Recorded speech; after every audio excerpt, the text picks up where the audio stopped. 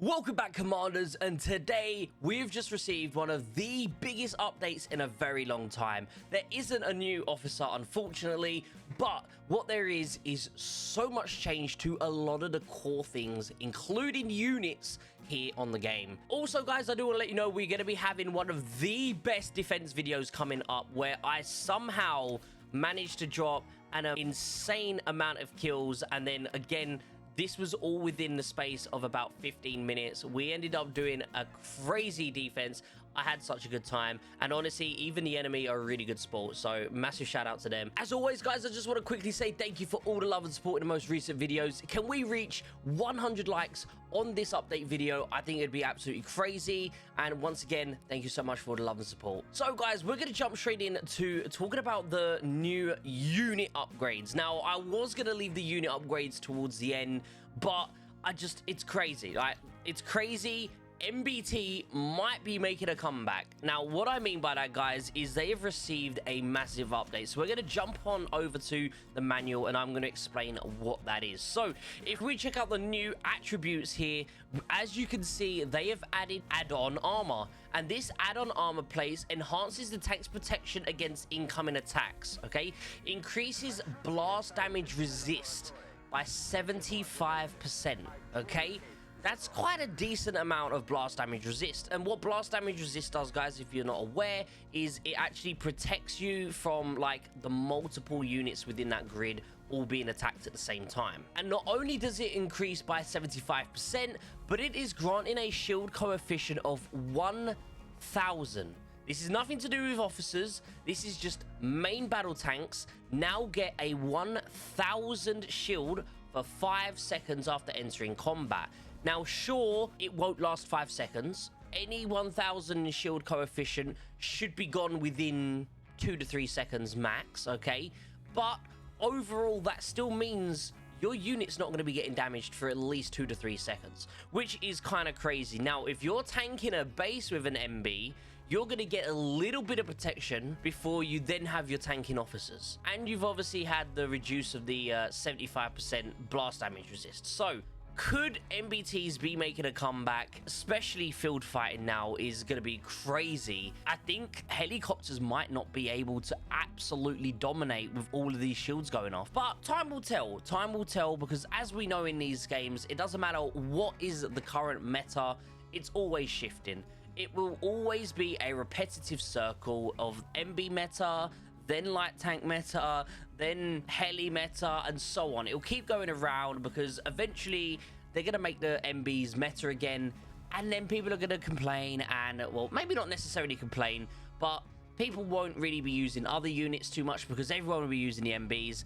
Then they'll buff the helis to make it so that people start using helis again, but guess what? They're now going to be the meta again, and then it's going to go back to the L tanks again. So it's just going to be a vicious cycle. But as I said, guys, this is a very significant change to the main battle tanks. And honestly, they might become, I don't want to say meta again, but we're going to see a lot more of them on the field. Also, guys, the main battle tanks have been given a personnel damage multiplier, which means they're going to start dealing a little bit more damage to howitzers, anti-tank guns, and personnel as in infantry that are not in bunkered mode. So if infantry are running away and they're not in that bunkered mode, they're going to be taking more damage from main battle tanks too. So moving on to the next unit that got a buff. I actually don't know 100% if it's not here in the attributes anymore. Maybe it's in here.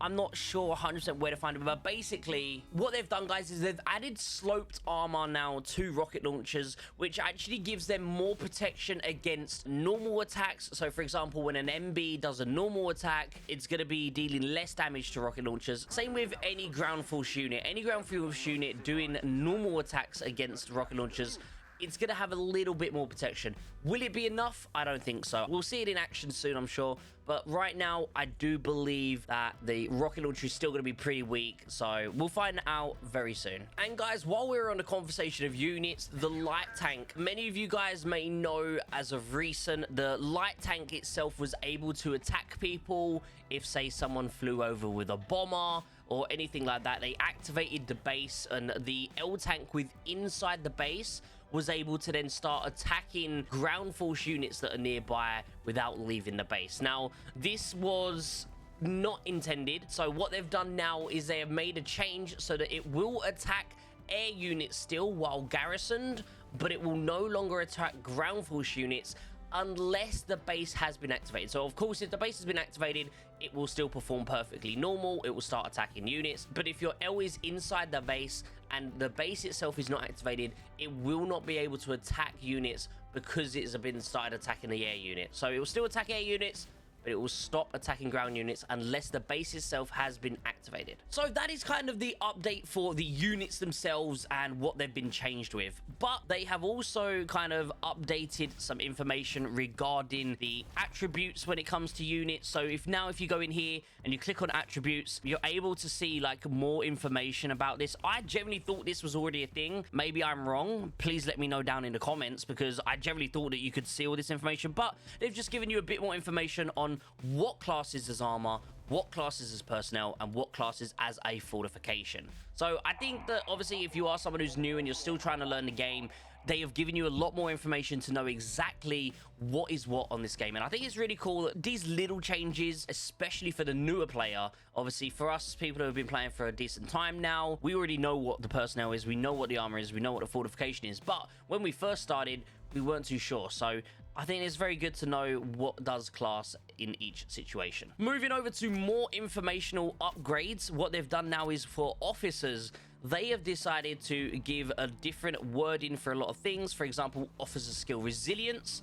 It used to be called something slightly different, but now anything that has an underlining you can click on and it will give you a hyperlink of more extra information. Now I think this is very good because a lot of people will get a little bit confused sometimes, not necessarily with the wording, but just what it does in general. So it's very nice to see now that if you go to all these different things, you can see obviously what fortification classed as, you can see what the damage means and what resists it and stuff like that. Everything here is just giving extra information, and I think it is genuinely a really good thing to see. They're trying to upgrade as much as they can to give the best information to everyone as possible. So just a small little thing again, but it's a nice little upgrade, especially for someone who is new into the game. So guys, while we're in this level 4, I thought I'd quickly give an update on changes to level 4 conquest. Now the forts and the blockhouses have changed.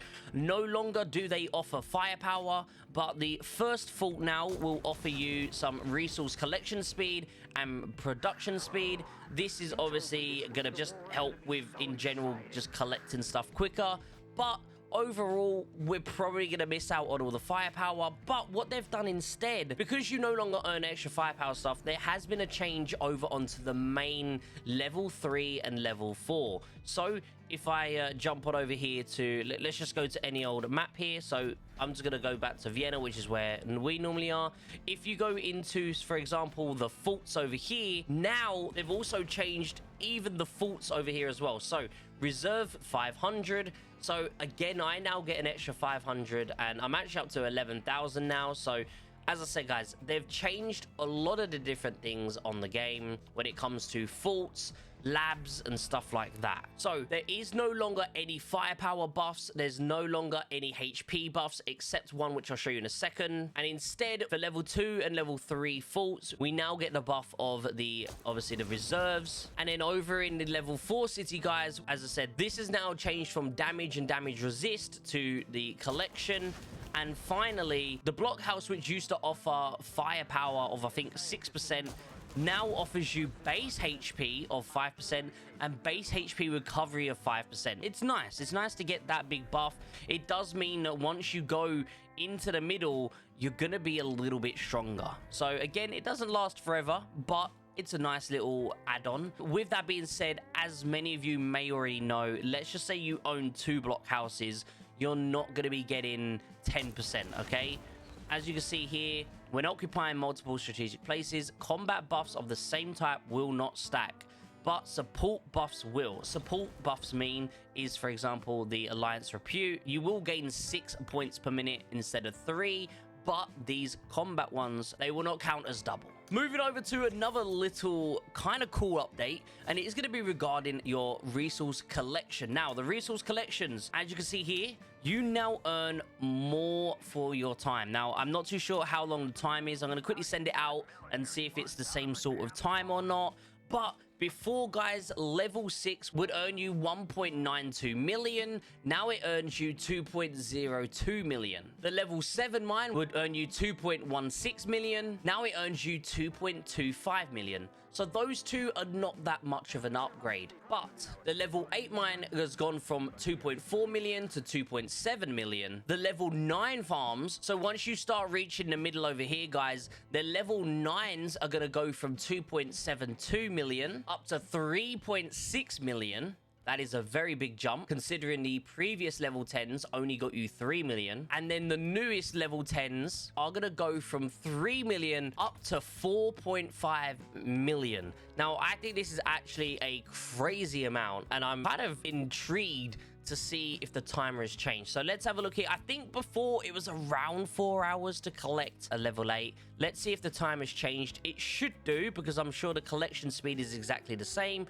Yes, so the timer has gone up here, as you can see. So it's now 5 hours and 53 minutes to collect the total of 2.69. So if we times this by 2, this is basically the 4.5 million. So if you are in the middle to collect one of these 4.5 million, it's going to take you about 10 to 11 hours to collect. So that means you don't have to keep jumping in as much. So sure, you're getting more, but at the same time, it's going to take you longer to collect it, but it means you don't have to keep logging in as much. With that being said, guys, I think this is still a nice little update, because at the same time, you know, you don't have to log on, especially if you're someone who's busy, you're working, you can't log on every, you know, couple of hours to quickly check in your stuff. It's a great update for you. Also, in talks of these collection sites, let's just say I collect over 50%, okay?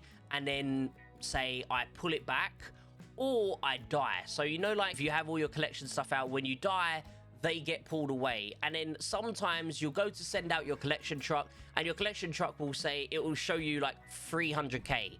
And it's like, well, I don't want to collect 300k. I want to go for a full one. So now, if a collection site is removed after it is hit 50%, the collection site will disappear.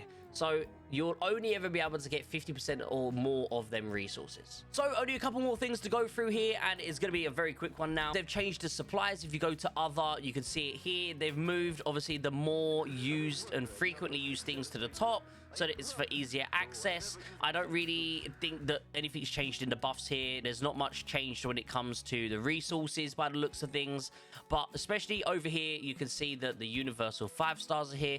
I'm sure if you had an SOS, it'd be here somewhere too. Anything that's like frequently used is here at the top. Maybe it changes with each different person. I doubt it, but maybe someone who's always buying SOSs, that will be at the top. I'm not sure. Maybe that's how it works. But as I said, I don't own any, so unfortunately, we're not going to be able to tell. So another thing as well for Alliance leaders and R4, they've changed something now so that, let's just say, for example, obviously, I'm not going to do it, but let's just say, oh, here we go. I think this is literally basically trying to tell us now.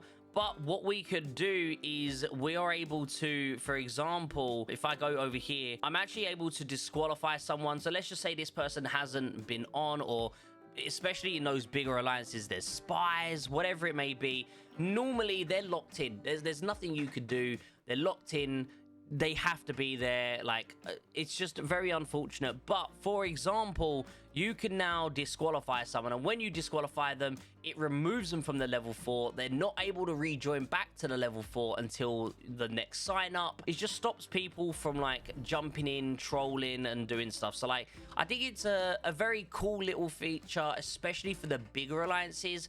Us smaller alliances, I mean, I don't think I've ever had someone in here spying on the alliance. We have nothing to spy on. We're just a small little alliance. There's nothing going on. So that's definitely an update for the big boys, but it's still a cool update regardless of the situation. If someone gets very toxic, you know, you can remove them. And just finally, guys, they've got another bingo, the alliance quiz, the thing where you can earn the different 5-star universal pieces, and a legendary showroom coming soon. I guess that will be here probably maybe by the start of next month, maybe even before then, but again, that's going to be coming out very soon as well. So guys, a massive thank you to each and every single one of you for tuning into today's video. I hope this information helped helped you. If it did, please remember to hit that like button.